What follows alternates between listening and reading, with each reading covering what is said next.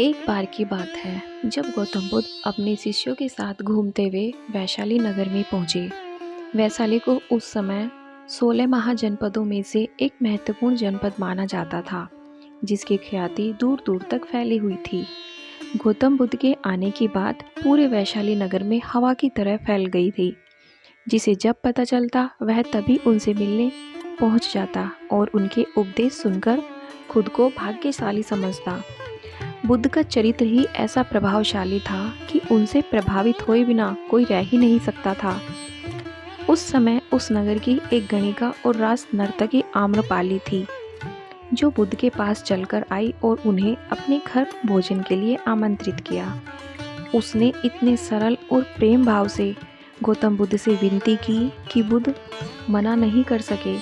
जब यह बात उनके शिष्यों को पता चली कि महात्मा बुद्ध ने एक गणिका का आमंत्रण स्वीकार किया है, तो सबने इसका विरोध किया।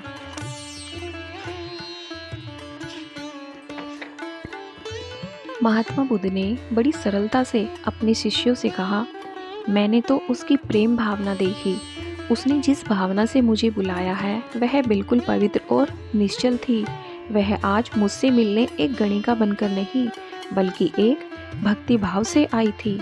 फिर भला मैं कैसे उसका आमंत्रण स्वीकार न करता, वह चाहे एक वैश्या हो या फिर कोई सन्यासी।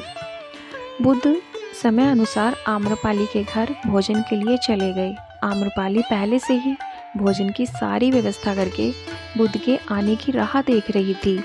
उसके मन में बार बार ये भी विचार आ रहा था कि कहीं गौतम बुद्ध अपनी बात से मुकर न जाए। इतने बड़े सन्यासी भला एक वैश्य के बुलाने पर उसके घर आकर भोजन क्यों करेंगे।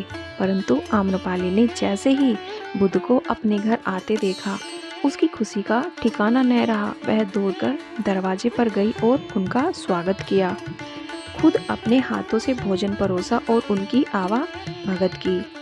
बुद्ध के शिष्यों ने जो उनके साथ आए थे, जब एक वैश्य को एक सन्यासी के लिए ऐसा व्यवहार करते देखा, तो बुद्ध के शिष्यों के मन में अपने गुरु के प्रति सम्मान और ज़्यादा बढ़ गया। आम्रपाली ने गौतम बुद्ध के व्यक्तित्व के बारे में जैसा सुना था, उनसे मिलने के बाद वह उनसे और अधिक प्रभावित हुई और उसी समय वह बुद्ध की शरण में चली गई और अपनी सारी संपत्ति बौद्ध मठ के नाम करके आजीवन भिक्षुणी बन गई।